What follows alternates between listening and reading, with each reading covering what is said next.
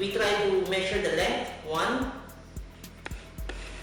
2, 3, 4, 5, and almost 5 something length. So that's a lot of rope already that you can use for an emergency in case that you might need something to catch some fish, use for Kindle, and other uses of a paracord. So now let's try to recreate the paracord bracelet by learning how to apply and create the cobra weave using the paracord rope here and create the paracord bracelet. Okay guys, so the first thing that I want you to do for starting to build our paracord here is to go and get the two ends of your rope, as we can see here. That's what I'm going to do here, because this is already an old paracord that I've been using for demonstration to my students, as I told you.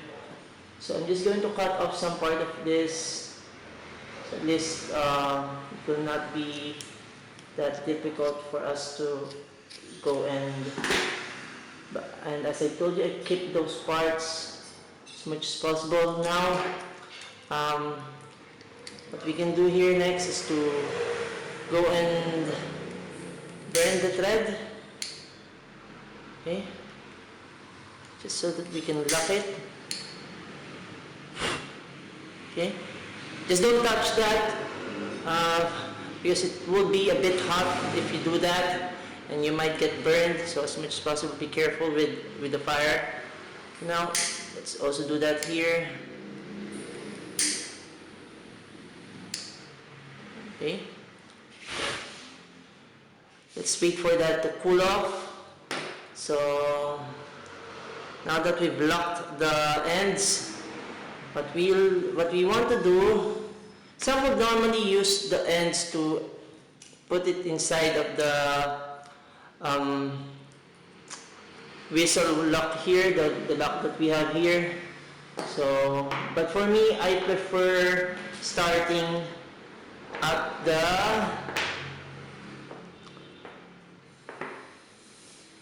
bite end, or the bite.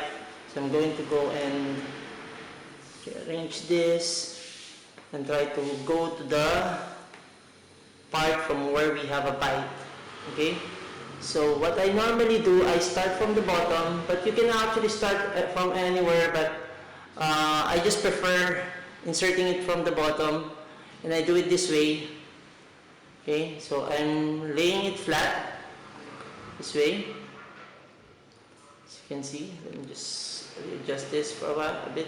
Okay, and then I use the clipper here to go and push it inside and then take it out. Okay, and now what we're going to do next is we will be performing a lark's head or a cow's hitch. Some of the other instructors will, or in knot tying, we call this lark's head or cow's hitch. So you just go, we have the bite, and you insert both of the standing parts that we have here, and then insert it inside, then pull it out. Okay, just going to do this as quickly as possible.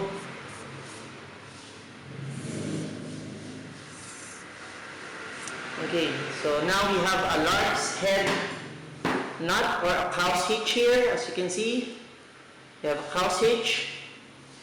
So that's a cow's hitch, guys. Okay, so that will be from the bottom part. Now what I want to do, I'm going to go through here.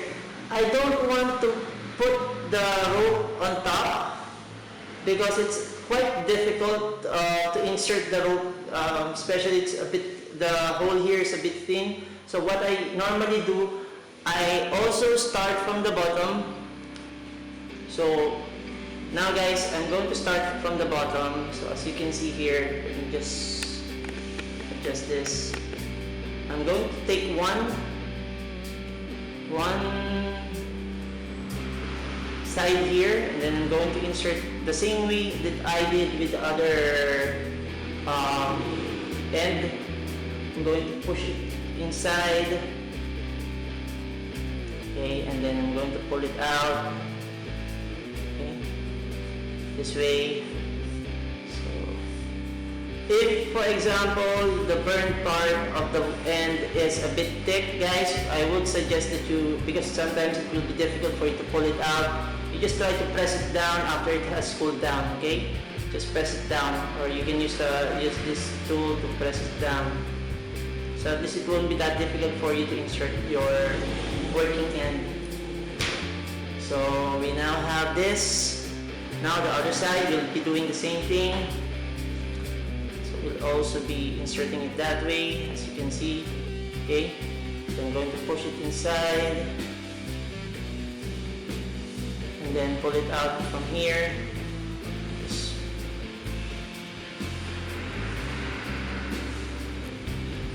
Okay, let's do it that way. And again, if it's a bit thick, the working end here is a bit thick, and it's quite difficult for you to pull it out.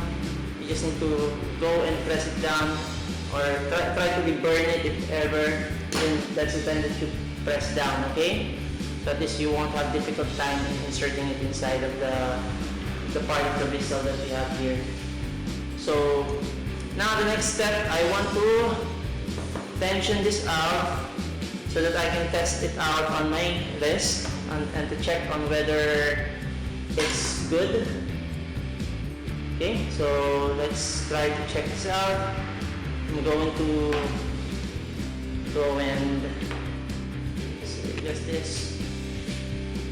Okay. I'm going to go and test the length just enough so that this will be not too tight, not too loose. You can see here, I started from both bottom, and not too tight, not too loose. Okay. So there. I don't want it to be too tight, because I'll be doing the King Cobra braid later on. Just enough so that at least it will be not too tight. Okay, now let's remove that. What I want to do next is to insert another thread here. I'm just going to pull down one of the other thread here. Actually, you can already start the Cobra braid here, but as I've shown you, I wanted to do 4 loops here instead of just having 1 loop. Okay, so we'll be doing the 4 loop method here. So what I'm going to do, for me to be able to do that, I'm just going to need to go and reinsert another one of this back here. Okay, so I'm going to go and insert this, okay, and then pull it out.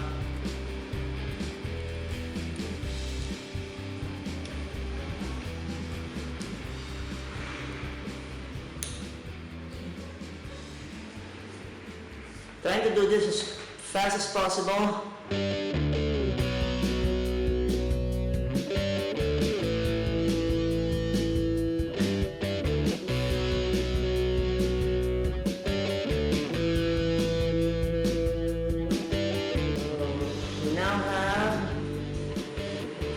Threads here on one side. Now what I want to do, I'm also going to do that on the other side. Okay, so as you can see here, we have that. And try to look at that. Okay, I'm going to also do it the same way here. One more loop here.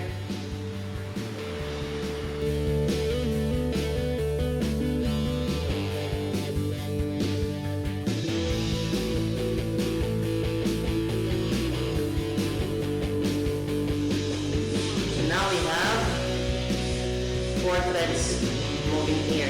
Okay, we now have the 4 loops tied to the object of the bristle. So just transfer this. Now from there, what I'm going to do is to also, okay, I'm going to also try to insert these two ends here into this other part of the result. Okay, so let me just double check first, verify if it still fits on my wrist, because I might have adjusted it a little bit. Just going to double check first, guys.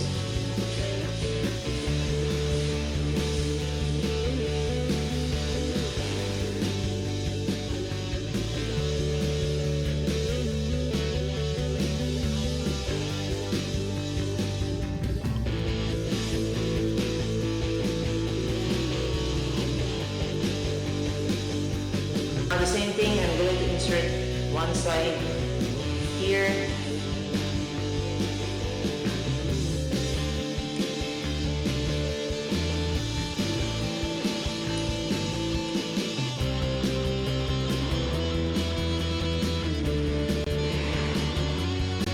Put down here.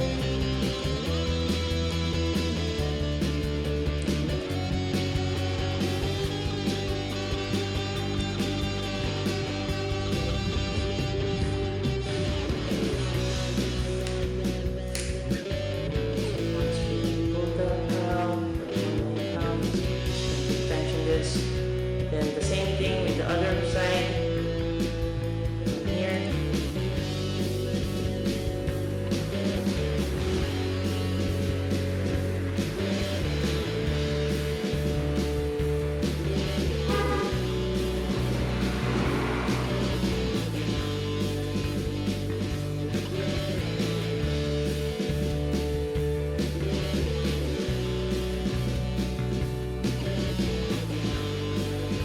Just a bit difficult, especially if you're doing. Okay, so just be patient. Everything will be okay, and it will fit. Just be careful not to damage your rope as much as possible while we're doing this. Pull it out. Now we have. Okay, we now have our 4 standing parts tension. Okay, so we now have it that way. Now what I want to do is to start my braiding already, or my weave. So I'm going to start from this side. Let me just remove my tools here. It won't be getting in my way. Okay, so as you can see here, now what I want to do is to start braiding my rope. Just going to transition it this way. I like starting from the bottom, okay, from this way. So let me just adjust this a bit. This will have 2 sides. Okay, try to tension it out. So you can see that the standing part here, we have one on the right and one on the left, right? So what I'm going to do, I'm going to start from the right. So the formula I use here is over, over, under, okay? Okay guys, so we now have here our rope, and what we're going to do is over, over, under. Okay, so we have one overhand loop from this side. Okay, let me just hold this. I call it overhand because, again, in the anatomy of the rope discussion that we had, if it's on top, it's an overhand loop, right?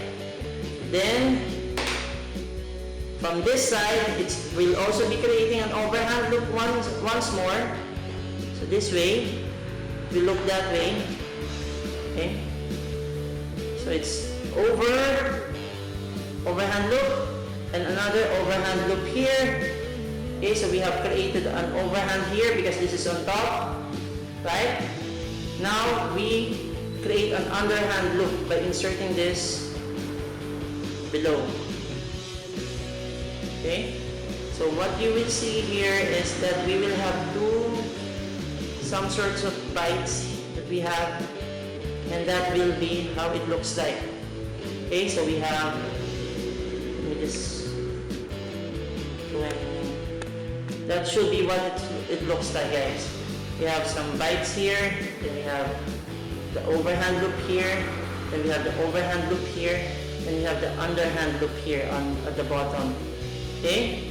So now what we're going to do, we can now try to lock our knot here.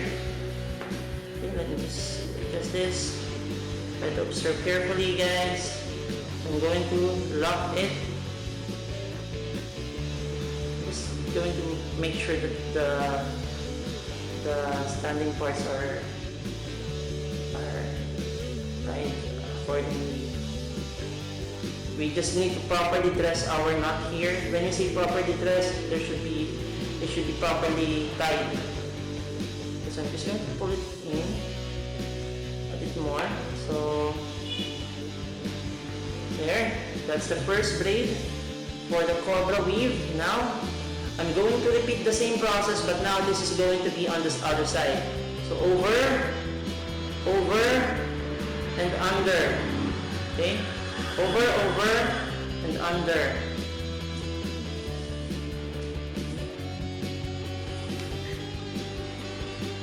Okay, so let's lock that up. So you will see now that we have here, let me just tension it, just tighten it up a bit. Just this. Now you will see that we have a letter V formation here. And we now have a loop here on the side. So if you get lost from where you should be, if you think you're lost from where you should start your weaving, you just always look at that part, the part from where we have created that loop. Okay? So that's where you will normally start with your overhand. So we have here an overhand loop, as I told you, it's on top. So we have here another overhand. And then we create an underhand at the bottom. And then lock. So you will see we are creating a loop here on the side, which is similar to this side, right? So we now have two loops on both sides.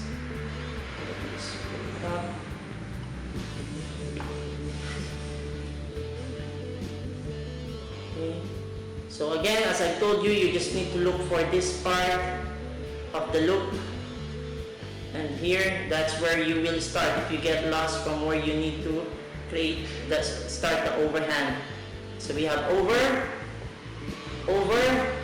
and under.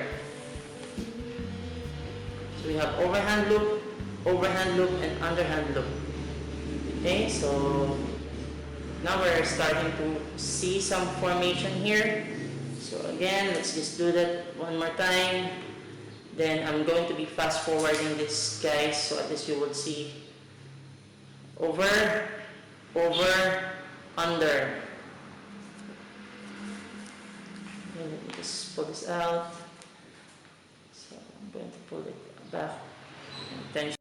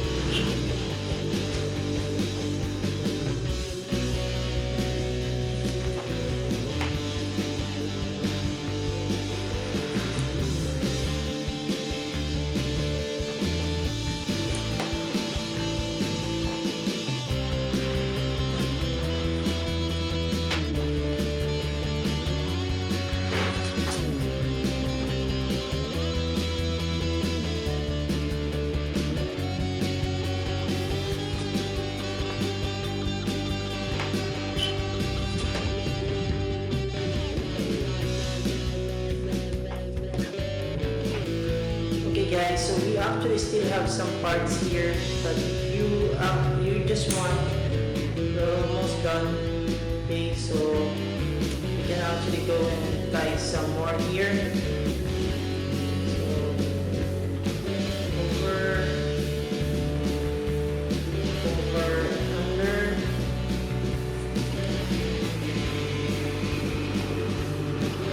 That really depends on you guys. If you still want to go for that, you can even tie one more.